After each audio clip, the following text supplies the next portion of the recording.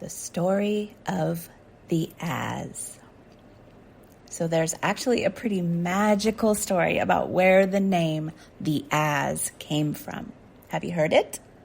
Many of you may have read it on the page where you bought the deck if you're in there, or maybe you haven't even heard it at all.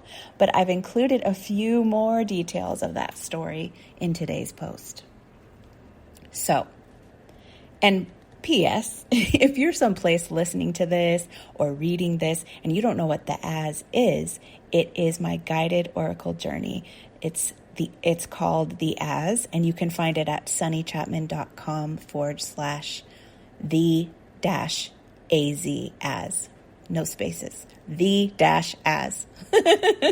Okay, on with the show. So, the name The Az comes courtesy of my beloved husband, Kenny, pictured with me in this post, who as a very small child had a relationship to a group of creatures that lived in the bushes outside his house and then later moved in behind the buttons on their couch, which I always thought was so adorable. Him and his sister would be careful not to disturb the Az, but watched them and made up stories about them. He told me about this many, many years ago when we first met at 17 years old. We actually met prior to that, but that's when we really started talking and fell in love. So 17, he told me this. But he never told me what they looked like to him in his imagination. He just told me their name. So cut to 28 years later. When I started this series, I started making the art for this series, and I didn't know exactly what it was about yet. I was just following the muse. I was following spirit. I was following the inspiration. All I knew was that it was about loving the unlovable within us. The parts we've been taught aren't lovable, and turning that around. I just knew it was about unconditional love and soothing the wounds of shame and things like that, in a simple, joyful, delightful way. I also knew it was about reclamation of wonder and magic, but that's all I knew. And as I got further into the development, and I had all kinds of artwork for it, it informed me that it wanted to be called The Az. And I replied, no, I can't. That's Kenny's childhood thing. I can't use that. And then dropped it. But they kept insisting that was their name. And they would not leave me alone about it. So I finally decided to just ask Kenny, what did the Az look like to him anyway? And he proceeded to exactly describe one of the first and many of the different primary characteristics of the series that I had already created, without ever hearing this from him to a T. I could not believe it, but promptly knew that they were not messing around when they insisted that that was their name. I was just jaw on the floor. And I was also like, of course, magic. Then Kenny called his sister because they had never discussed what the Az looked like even between each other when they were little. They just called them by their name. Not once. And she proceeded to describe them in the same way too. They were floored. I was floored. And it turned out that they actually had both pictured them looking like, or having the characteristics of looking like, something like Lady Elaine Fairchild from Mr. Rogers. And when I looked her up, because I didn't remember her, it said, and I quote, Lady Elaine lives in Museum Go Round. She's opinionated, eccentric, and often stirs up trouble. But she is also the one who stands up to King Friday's unreasonable demands. She sometimes worries that she isn't lovable and needs to be reassured that people like her and love her just the way she is. Her Museum Go Round is a merry-go-round kind of place where she is the curator of all kinds of things real and magical.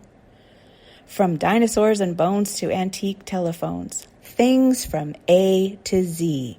Pause for me interjecting here. I kid you not, it said things from A to Z. The Az.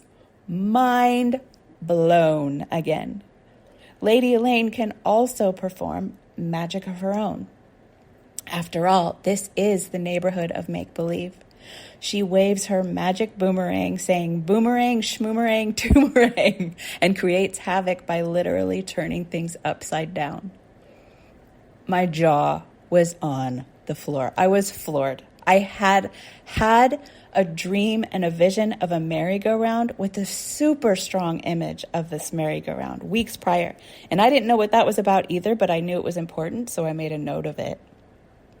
And the description of Lady Elaine could not have better described what was coming through to me from these beings, and also just kind of match me and how I am to a T, turning things upside down and making magic and rebelling against unreasonable demands. Also, that she's a curator of things, because I am also a curator. Anyway, I was just blown away. These characters have come a long way since then, obviously, and range the gamut now in look and style. But the first one I created matched Kenny and his sister's shared but unspoken vision in a crazy similar way. It just all clicked into place. And what is even more magical about this whole thing, though, is how years ago I wrote on my manifest list that me and Kenny would create something together one day. Not even as a manifestation, actually. It felt more just like a plain knowing that was going to happen. It was more like a knowing and less like something I'm like, ooh, that sounds fun. I want to create that. It was more like, I know that's going to happen someday in some way, but I just don't know how. I don't know when. I don't know what. Because we're quite different in our interests. We have different interests. We're similar souls, and I know that we've shared many lifetimes together because I knew him instantly.